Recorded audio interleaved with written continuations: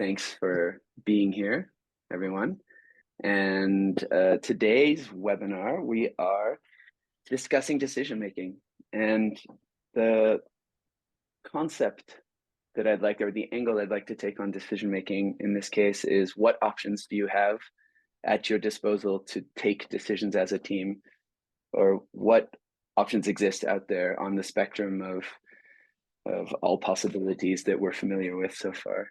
And the person who I know that has studied this the most is Ted, and he's right here, ready and excited to share his insights about decision making and what's out there as possibilities.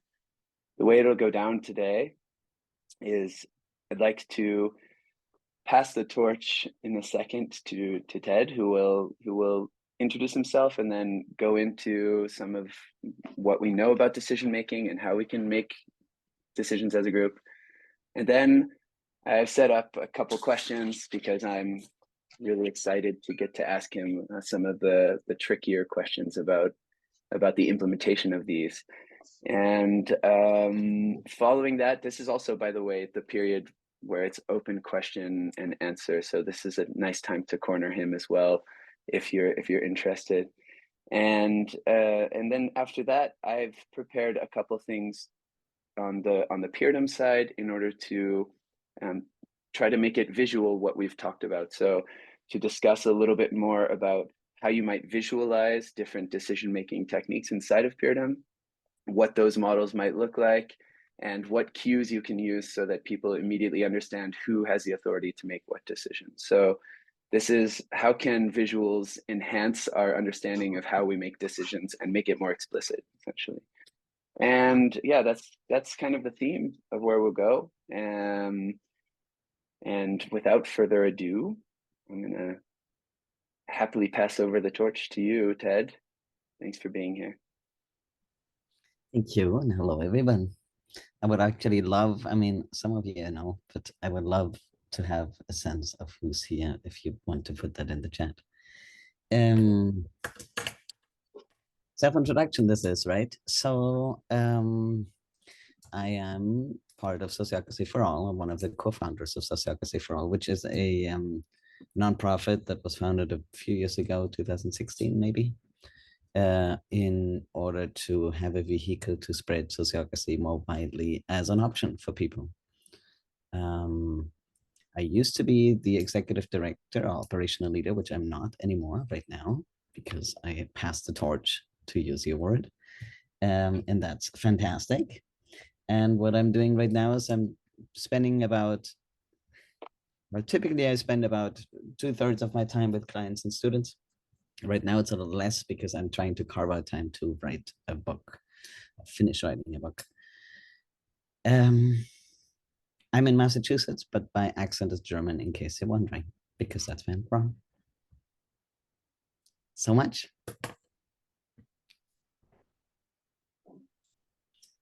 So back over to you. Yeah, super. Then I can just quickly also introduce myself. I'm Nathan Evans from Peerdom, as you might read in the chat. I'm also one of the co-founders at Peerdom. I am mostly involved in, I have my tentacles a little bit all over the place, but I'm mostly involved in kind of bringing product insights from the universe out there. So that involves a lot of learning and meeting people and discussing. And that means I'm also heavily on the communication side and on the thinking side. I'm also kind of spearheading a lot of our scientific advances. So a little bit more of the R&D stuff that we're working on, what's around the corner, let's say. And yeah, that's, I think, the core of that. And I'm also really interested in just like all of the different ways that you can work together, because I think if you're able to build this library of possibilities, you can kind of pick and choose which ones feel right for you. And that's without with a great sense of agnosticism into what possibilities exist out there. So that's that's a little bit of my philosophy on why I'm curious to learn about this too. Yeah, I guess as we are a small group, we can also keep it going. What brings you here, Denny? Nice to see you again.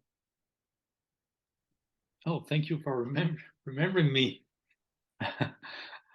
I'm Denis. I'm in Quebec City, Canada. I'm part of Social Equity for All as a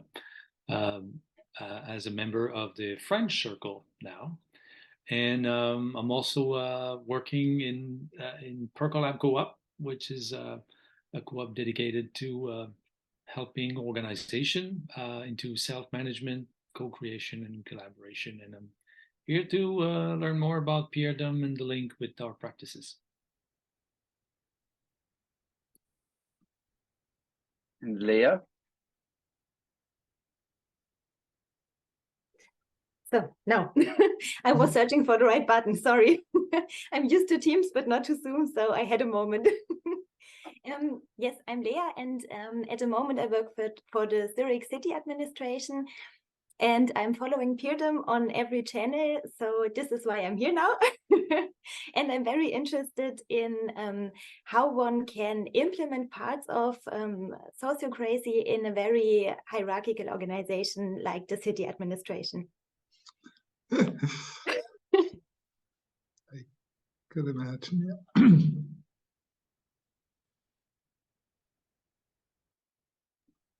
Rainer, nice to see you as well. Yeah, thank you for the spontaneous invitation, which I got 3 hours ago or something like that.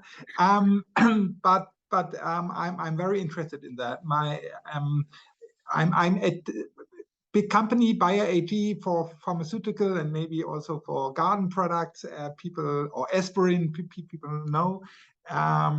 And maybe we are not as hierarchical as a city administration, but we at least have been like that 20 years ago. Step by step, we more and more, especially with our new CEO, Bill Anderson, he is a fan of teal, and with teal, of course, other forms than the typical organigrams are required. However, I have to admit, I'm probably the first or the second person within Bayer using a tool like Peerdom. I chatted a bit, but there were not too many people there already using that. Decision making is, of course, a very crucial point when you go in without hierarchy. And actually, we have implemented recently 2 different techniques how to make decisions. I'm also happy to share that, but I'm also happy to learn more, especially how to track that. We had a kind of textbook how to do that. But I'm eager to learn what comes up in this meeting. Super. Thank you. Thanks for sharing, everyone. And it's nice to be in intimate groups so that we can kind of get the flavor. We don't just like speak into a void. This is good. So yeah, as the questions come up and as we do a little bit of speaking, please save any questions you have on the side or just write them into the chat as you wish if it's going to fly away, and we'll take it from there. So without further ado, Ted, do you have anything that you're ready? Well, I mean, we wanted to talk about decision-making methods. I'm ready to give a little bit of a broad overview of that, and then we can dive deeper into some of them.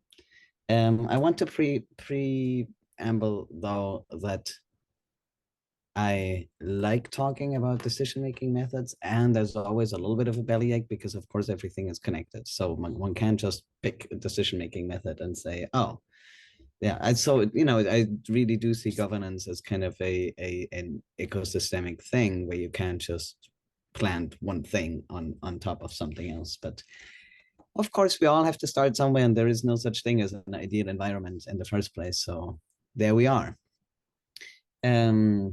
Just for in service of having an overview so that then we can decide where we want to dive into, assuming that everybody is aware. I would mention 4 different decision-making methods as kind of the main ones, and I'm sorting them by how many people have a say. Like in an autocratic decision-making system, very, very few people, if not even just one person, have a say, and the rest just has to follow along, right? Then in a majority vote, 51 or 50.001% of the people have a say, and the rest just has to follow along. And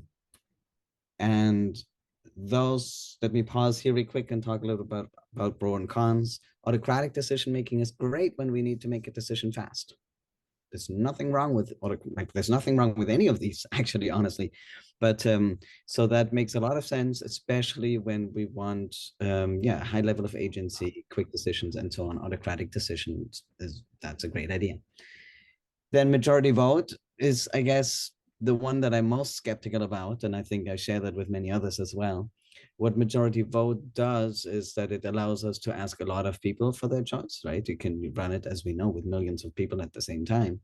But what happens is that it polarizes the discussion quite heavily, right? It's kind of the winner takes it all kind of situation. It creates a polarization between, if you're not with us, you're against us, right? Because if the people on the left don't want on the left, but vote on the far left, then the people on the right win, that kind of stuff. It's just those patterns we're all aware of too. So it's a very competitive decision-making method where we lose and drown out the nuances. Then there's consensus on the extreme side, where everybody needs to agree. And then there's consent that I'm going to kind of squeeze in the middle, but it's a little tricky because people have different ways of thinking about them. And here's how I think about them as of now, because that changes. So in consensus, we want everybody to agree, right? In consent, we want nobody to object. That means basically it's a decision where we need 100% of the people to say yes on both of them. The difference is what the backdrop is for saying yes or no. In consensus, it can be unclear what the backdrop is. People might decide for the greater good or for themselves or whatever. While in consent, it's very clearly defined that one has to decide with respect to the backdrop of what's the shared aim of the group. So and then there are a bunch of hybrids, right? And all of the different ways in which people, for example, get to proposals. All these decision-making methods assume that we have a proposal on the table, and then we decide which one we choose or whether we choose it or not. But there's a whole science of how to even get to a proposal. There was one other thing. It'll come up again. And I'll pause here.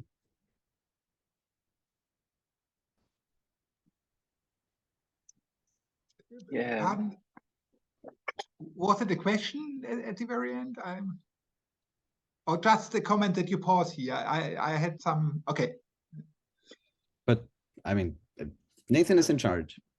Yeah, sure. So what I'm curious then, Ted, about is like, if you have these 4 different ways of making decisions, do you find sometimes that they are blended within the same type of within an organization, or do you usually have like a kind of this like whole system policy about how you make decisions across an organization? Does that make sense? Yeah, that does make sense. Well, and that's where one gets a little bit into the weeds. Like, for example, even let's say a sociocratic decision-making method is kind of a wholesale, like, here's one thing that you're taking kind of method, where consent is the basic decision-making method. But many people think that it's always consent and everything, and that's not true. Because consent is only used to set the general guidelines, and then it's autocratic decision-making. You put things into roles, and then those people in roles just decide. So it's basically a blend of consent and autocratic decision-making, just in a very controlled way, because we know which decisions are made by which decision-making method. And then there are the hybrids where it can blend, like, for example, if you consider decision-making versus feedback, which is a distinction that is super useful. So you might have a situation where for example, I'm writing a book right now. I have different cover ideas that I had somebody drop. Now I did a poll of which one do you like most. So it was basically a majority vote, right? But not to make a decision, just to inform the decision. So if we include feedback in what we consider here too, that one can also combine all of those different things together and use majority vote as feedback. So autocratic decision, consent, bleeding into consensus, those I think can be really well combined. Majority vote, I typically don't see, unless you have a situation, for example, like you have an organization that needs to vote for their board members. And let's say legally they're required to vote for their board members, and then they might have an election that is majority vote for that, and all the rest runs in a different way. So there are all kinds of different ways in which it all blurs and mixes and matches. Okay, so it's kind of healthy for, or at least common for it to be hybrid within the same organization. Then I guess related to I'm not that, sure it's healthy, honestly. Some combinations are healthy, but some of them are just because that's what it is. I guess it's common. I'm not sure it's always healthy. Like for example, majority vote on board level, I'm a huge critic of that. I don't think it's a good idea, and I've seen all kinds of messes because of that. And yet it's what sometimes will happen, you know, and sometimes with my blessing, because that's just what it is, what just needs to happen in that context. Sure, and I guess that's also a kind of driven by legal statute as well, oftentimes. So the formation of corporations has a requirement to, or an obligation for certain decisions to be made with a certain decision-making technique. Yeah. I actually talked about feedback, and I had written on my list as well this idea about asking advice or feedback versus permission to make a decision. And I think this is a kind of interesting pattern that I've observed often in all of these like new work circles, which is, you know, ask for advice, but make the decision yourself and don't ask for permission. So just kind of like make a decision. You can canvas all you want out there and collect as much research as you want, but in the end, you're the one who's responsible for making that decision. So it seems to kind of favor the speed of autocracy, but inform yourself. Don't just make blind decisions, essentially. But yeah, I mean, can you think of how there might be, are there advantages or disadvantages of that framing of how to make decisions? So like you go along your daily life making a bunch of decisions, but just keep informing yourself, versus having authority in like concentrated into several decision makers who are making those decisions through permission-based systems. Are there advantages or disadvantages versus those two? So let me better understand what you're kind of contrasting with each other. So one is kind of a pure advice process where everybody can just make whatever decision as long as they get input. The other one is where we have a system where there's some collective responsibility and therefore also collective decision-making on giving blessing or permission to something. To me, the difference there is really in, I mean, in a way, giving somebody authority is kind of, or defining a domain of a circle is like giving pre-permission to like, this is your domain, everything that's in here, you can just decide. Organizations that are kind of very advice process oriented, they often have either somewhat of an informal system of who decides what. That's the most likely, actually, because, you know, it's unlikely that I'm going to go to my colleague's computer and just change things. Now, even with advice, like there are certain domains that are typically the case. So I'm always a little skeptical of how realistic it is. It's kind of just telling one side of the story. But either way, so ideally what we do is we have some sort of balance between collectively made overall decisions, including decisions of who decides what, and then empowered individuals or small groups. So where I think both of them are kind of extreme ends, but they never fully exist in those extremes. I don't believe that there are many teal organizations that purely operate by advice process and no informally, at least, sense of domains. And then even if you have domains, you will have some edge cases where nobody's in charge and people can just go do. So it's not as extreme as one even would think. As for advantages, I think the advantage of predefined domains and collective decision-making is stronger sense of alignment, because we already know what the different pieces are that could be decided, who decides them, so that can be conducive to speed. Because an advice process, if it's slightly chaotic, can mean that that one doesn't even know who to ask and so on. So it depends on how, I guess it depends on size of the organization, it depends on clarity, it depends on so many different things.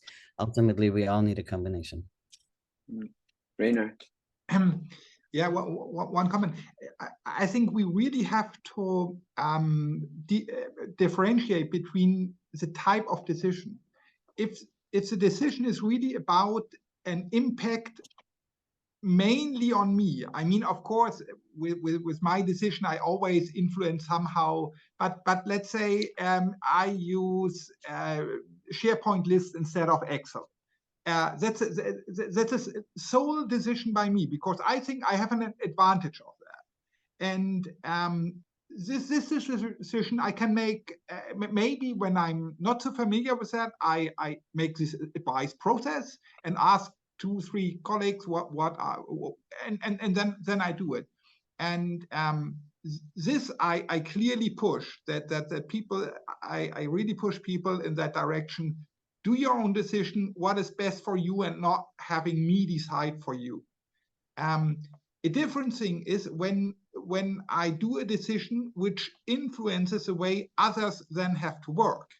Let's say we have a process how to order computers. And we had an established one, which was more or less with written consensus, and then I changed it to an electronic system. Of course, this decision I cannot do on my own, because I would directly influence the way other people have to work. And for that, at least sometimes the group doesn't come to a conclusion, then the main boss takes a decision. But ideally, in that case, we have something which is not completely consensus. We have a system that I say, I want to do this decision, and for that it's very very important that this decision can be read and not only spoke out. Really, everybody has to read, and sometimes we discuss about the wording, and I do other wording, and then maybe sometimes the very first wording was even the best one, but this is very important. And afterwards I ask, do you have a business risk? It's not you like it or not like it, or you consent or not. But if we go that way, would that stop you or risk you in the way you do things? And if he or she says yes, if we do that, I cannot continue. Of course, then the decision is not taken. But when they say, "Oh, I don't like it," I would like to, but no, it's not a business risk. I can still live with this new computer system, and instead of writing, it's more complicated in my sense of view, or to cost you. Then we will do that risk, which is not 100% consensus, because they would not consent, but they have no business critical objection. And I don't say it's working in all cases. In most cases, people are not as brave and still then come up to the boss. Boss, please take you to the complex decision. But this is something that at least I try to bring more and more forward. So it's always a mix of techniques, but really depending on what kind of decision has to be taken. Sure. So if I can summarize, I think one important aspect is somehow the blast radius of a decision. So who's affected, who's catching the flack from it, right? There's is it just affecting you? Is it affecting you and your like most worked with colleagues? Is it affecting the whole team, etc.? That I'm not exactly sure how on a daily basis you figure out the width of that blast radius, and oftentimes it seems like you have to admit you probably will leave some people out, and they'll be like, hey, that affected me, but you didn't include me in the decision, etc. That seems like natural like damage that happens inside of organizations. I've been in 1,000 of those scenarios.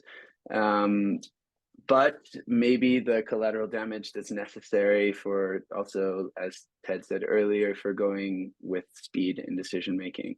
Because if you for every small decision you were including everyone, then you would definitely be paralyzed by that inclusion.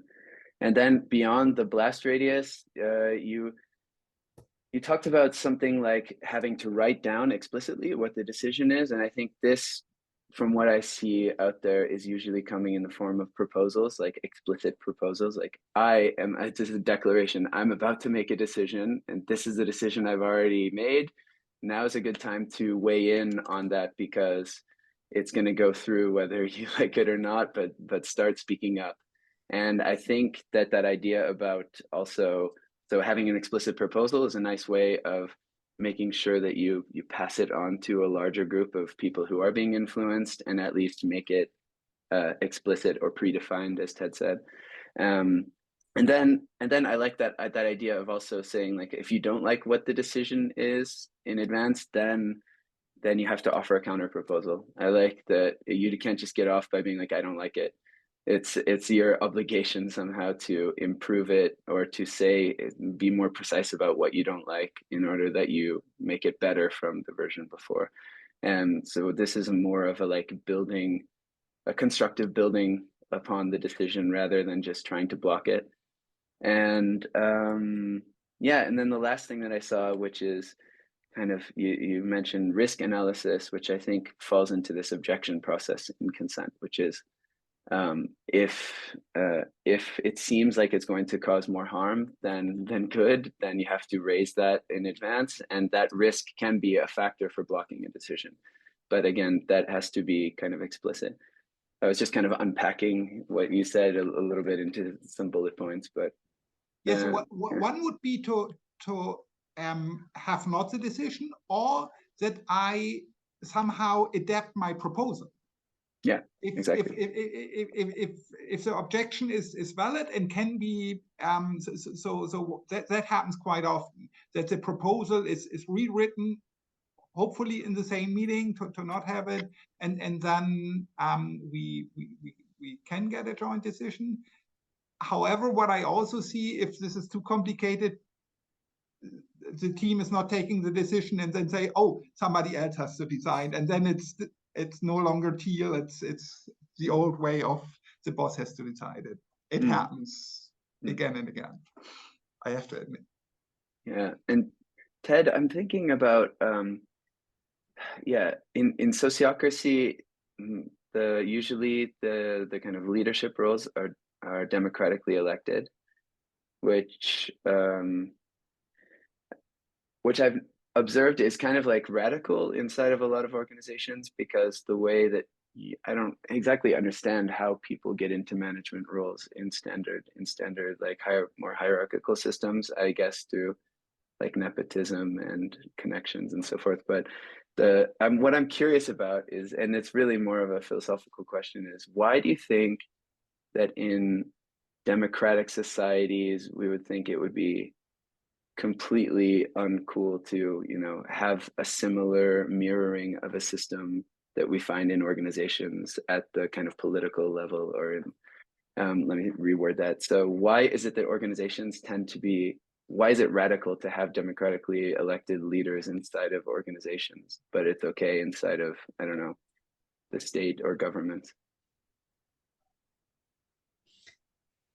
That's a philosophical question. I think the actual reason that I think it is first of all, corporate things lag behind. The other one is that, in a way, in order to make more collectively oriented decision, we have to have more collectively oriented processes. the vibe on a government level is that government acts according to the common good, while corporation act for homo economicus and their shareholders. So therefore, they don't have to have the value to be more collectively oriented, because the whole system is set up in a way that they don't have to. They can just declare what is an externality and don't care about it. Government can do that to the same level. Of course, it still does it, but it can do it to the same level. So that's why I think the value system is a very different one. I'm not a big fan of that, but that's, I think, the explanation of why that is so.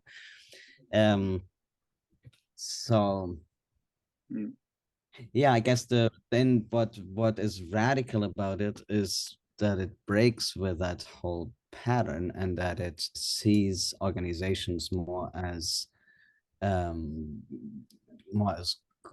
guess commons or collective, contributors to the collective well-being. Then that is very much at odds with how economy is set up right now. That's great. And Leah, do you have any insights from inside of a state organization? Like,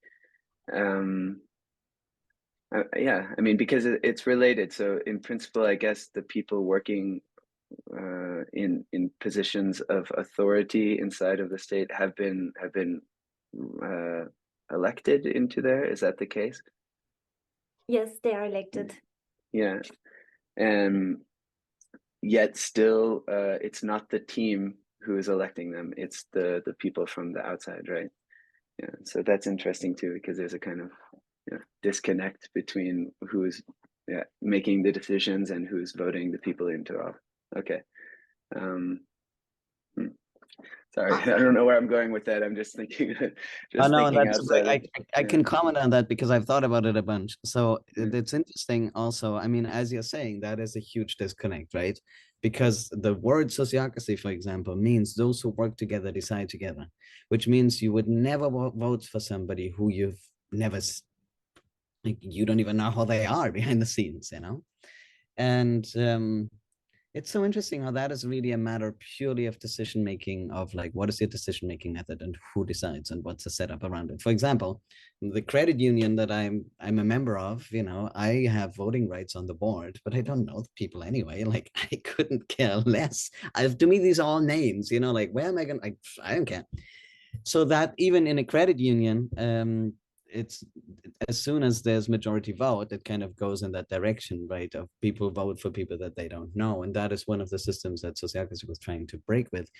Also because we are working, like, whenever you're in a circle, if you, for example, select your leader, you are in that circle because you are contributing to that aim. So you're a worker in that domain. You're not just a person having an opinion in that domain, you're a worker in that domain.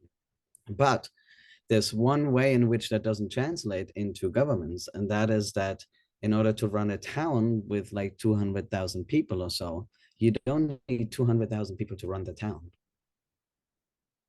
So the system doesn't translate because we need some sort of, or at least people say that either we have a super deep democratic, like Basisdemokratie kind of system, or we have some sort of representative systems. Those are the two directions that one can go in, and bridging of those systems, hybrid versions that bridge that. But that's what we commonly have. Those are the options.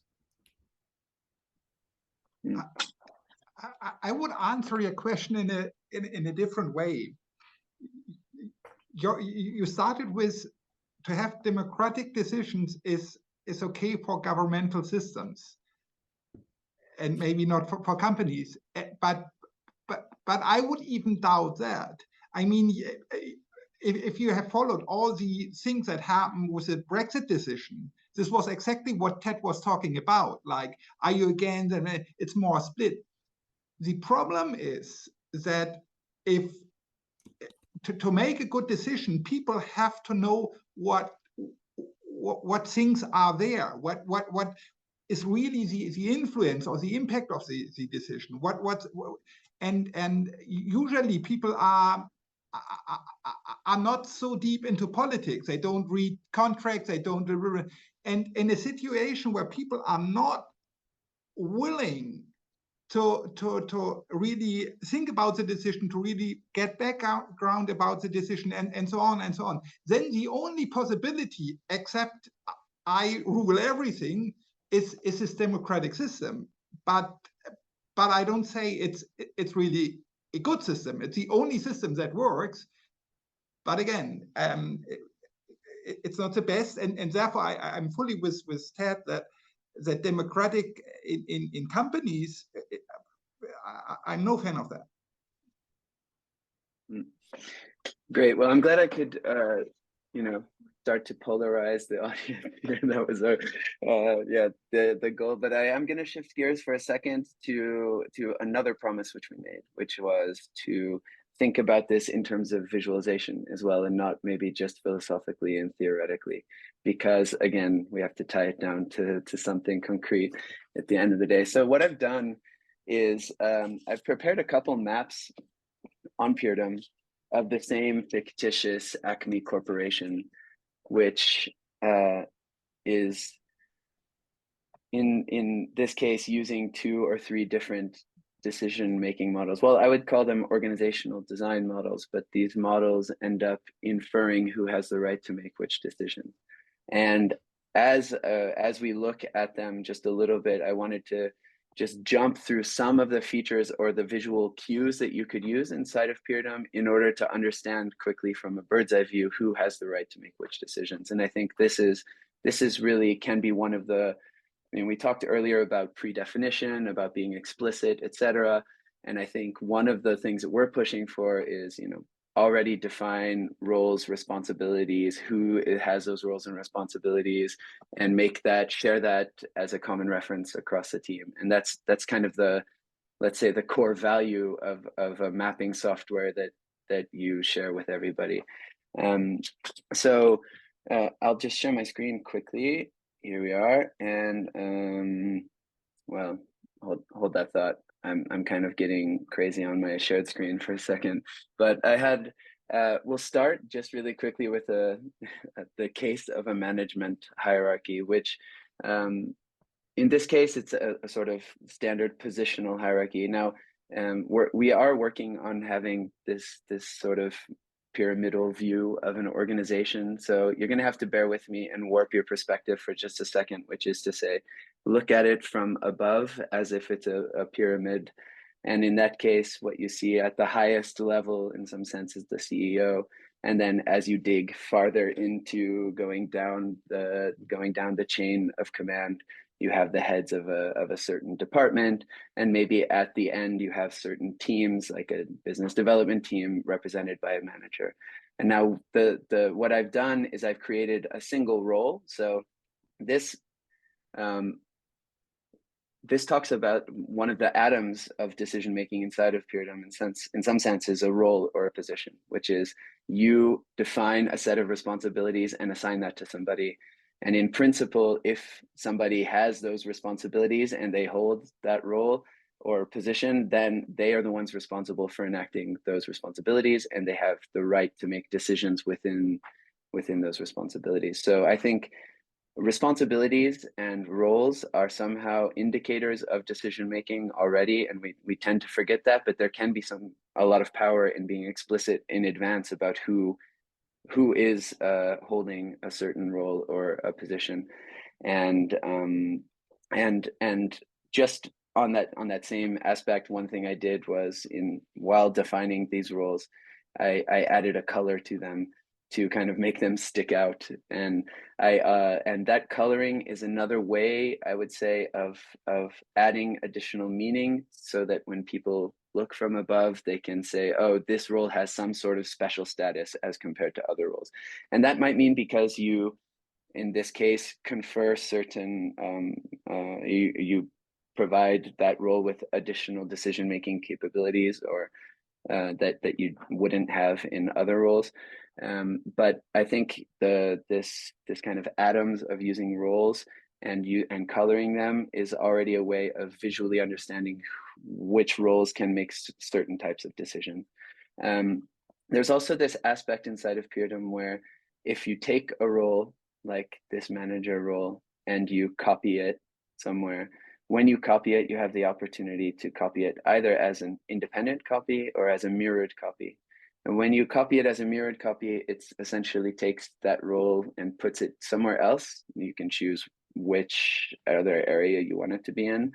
And by copying it there, essentially duplicates that role and its responsibilities. And what I've done is I've already copied that manager role as a mirrored role to other places, and it adds this kind of two-toned aspect. So it's two shades, and that two shades means that this role is identical to this role and this one and this one. And if I were to go in and change some of the responsibilities for that manager, it would change them for all of the other managers as well. And you can see that that manager has been mirrored with 6 other roles, and you can see who the other people holding that manager role in different contexts are. So this is another tool that kind of might be handy while deciding if you have a kind of collective set of responsibilities that are shared, but just in different contexts, represented by a different person. So this manager role was kind of mirrored other places. And then I guess one other little tip here is the ones with stripes through it indicate that that role is not filled. So these are unfilled roles. There's currently no one holding that role. So this is a kind of visual cues from above about understanding whether somebody is in the role or not, and whether it's been mirrored somewhere. So if it's the same role as somewhere else.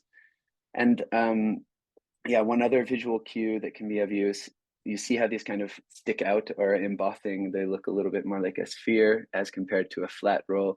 Well, one thing that I've done while choosing or creating these kind of head of or C-suite roles in the preferences, I selected it to be a leader role. It might also be called a representative role, and I'll go into the vocabulary thing in a second, but by marking it as a leader role, essentially that makes it stick out in this way visually. And on top of that, when you look at the team on this right-hand side, you can see that these two people have slightly larger avatars than everybody else, and there's a separator between them. Well, I know that these two are holding leadership roles and these ones are not. So as I click her, I can see the set of roles that she's holding, and indeed holding one of these leadership roles somewhere. So I think these are concepts, the representative role, or in this case, it was called leader role, and now is as good of a time as any.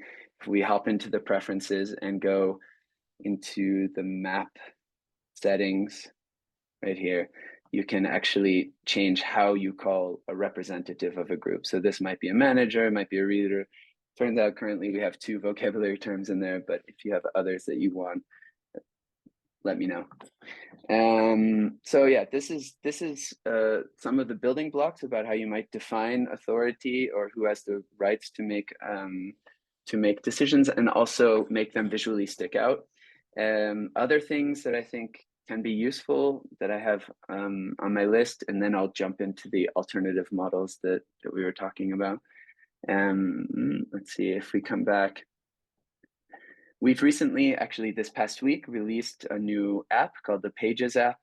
And if you go into the App Store, you can add or activate different apps to kind of add additional features or functionality. The Pages app is essentially a way of creating little documents, and then you can attach them to different places, to groups or to roles, etc.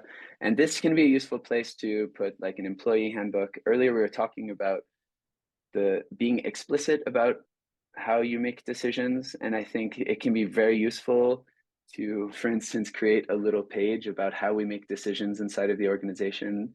Because if you share that information with people, at least you have a common alignment, and that can speed up decision making, as Ted mentioned earlier.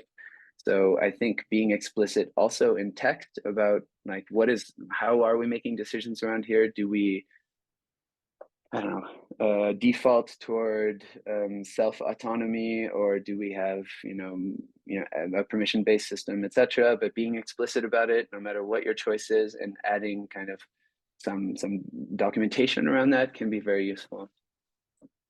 Also, we referred to democratically elected leadership, So things like our organizational models, such as sociocracy or holacracy, or I don't know, even just a kind of standard democratically elected leadership role, which, by the way, is something that we do inside of Peerdom. So I'll hop over to our map. What we've done is we created a single role called the representative of a group. And the representative is, well, is on election, and sometimes way overdue for election as well. So not very well held up elections. But in this case, what we do is, the reason that we're able to mark it as an elected role and to hold these elections is because we've installed the elections app, which is one of the apps in the App Store as well. And the election app effectively tells you what are the upcoming elections, who's in an elected role, and can set term limits per se on a certain role. And now this might be for leadership or not, but you can attach and you can make any role elected essentially. So you wouldn't see the ability to make a role elected unless the elections app is installed. And under those conditions, you'll have a kind of overview of all of the different elections. Yeah, so that kind of goes down my full list of things that I'm thinking of around these organizational models. And then the last thing that I did was kind of play with these alternative visuals. So to do that, I installed also the Draft app. And the Draft app is something that lets you take your organization design, which this is, let's say, the original one or the one that's published to the whole team. And inside I made copies, and that essentially created a duplicate in the draft space. And then I started to play around with that duplicate, which is a kind of playground area. I started creating new roles. I made some representatives or not, or I made some electable. I changed a little bit of the structuring. And this is an alternate organizational design, which lives in parallel. And in this case, under this holarchic model, I just started to create additional roles according to their vocabulary, which is they have a lead link and a rep link in every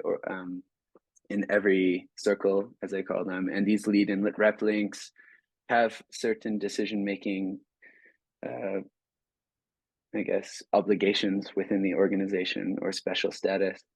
So I just kind of wanted to point out that you can play around with these different visuals inside of Peerdom, and similarly on the visual side, and this is where we were before, you can also play around with whether these roles are being nested inside of one another or if they're being kind of spread out. And you can do this by changing the layout of the organization. So there are several alternate layouts, and you can see the same thing in different ways, essentially. It's the same exact structure as before, but in this case, not nested inside of one another.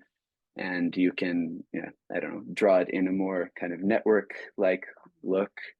And then coming back to the thing that we saw earlier, which was, I was kind of looking at this management hierarchy as under the spatial map layout, just to see a little bit how the kind of CEO and stuff roles were being represented. But in this case, you can kind of play around with the 3D thing.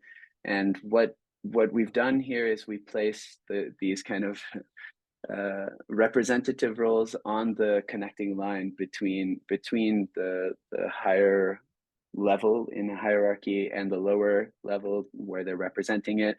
So there's a kind of spatial understanding about this person has decision-making capacity over this team that's down here.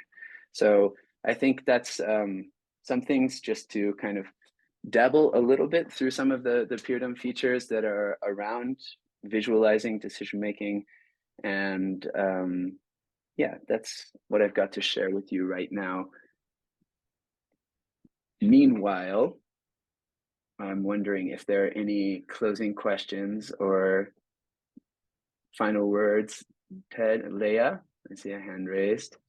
Yes, I have a short question. When you document the roles in Peerdom, do you have a recommendation how detailed you write down which decisions should be made or can be made? Because when I think maybe about our recruiting process, their HR can make certain decisions, but certain decisions are made in a group or by the team leader. And I think when you write down all the decisions one is allowed to make, then it can be a very long list. Do you have any experience what is useful? Yeah, okay, great question. So that is the art form of writing a role description is not to be forgotten. I would say my advice usually is just enough, which is not a great answer, but that usually means try to err toward less description and then wait for there to be problems to add more detail. So start minimal and then add only as necessary. Because if you start by, like you said, writing this huge, massive list, then actually it's something that's not read, it's not actionable, and you probably over-engineered it and wasted time writing that role description. Yeah. Okay, thank you. I know it's a kind of generic answer, but I think, yeah, start small and build from there. Yeah. So, I mean, I actually see a lot of teams that will start describing roles by just a title, which is often, and it might even actually be that 50 years later, that role is still described only by a title because everybody understands that that's enough to get what that role does. And you don't need this like massive detailed list about what the role is responsible for. Mm-hmm. Yep, that sounds good and easy. Yeah, good, great. Fantastic. We're coming into a close. Ted, any closing words, any observations, final thoughts? Well, I have my announcement to make about the conference, so I don't forget. Please. There is a conference on May 4th and 5th. We have dozens of people who are in self-managed organizations presenting. And we also have a special thing that we ask people like Peerdom to show the tools to everybody, so everybody can have a look at what exists in that area, because more and more people are looking at self-management and more people are developing things for self-management. So it's an exciting field. But yeah, I'm really excited to have so many, as usual, because this is the 6th time or so we're doing it. First-hand stories is really useful for people, especially if you're in the exploration stage where you're just looking around what there is. Yeah, and I give a strong endorsement for this conference. It's fun. There are lots of different perspectives, people in different organizations and types of organizations telling their stories about the challenges they've had about implementing sociocracy or just any type of self-management in organization. Tips and tricks to be had. So yeah, I think without further ado, I'm gonna wrap things up in a nice tight package. We'll end on time. And Ted, will you share your email address as well in case there are any further questions? Same with me, please contact me at any time. And yeah, thank you for all being here today and enjoy the rest of your day. And I appreciate your time. Nice to see you again. And yeah, see you next time. Yeah, thank you. Bye-bye. Bye, everyone. Thank you. Ciao. Bye.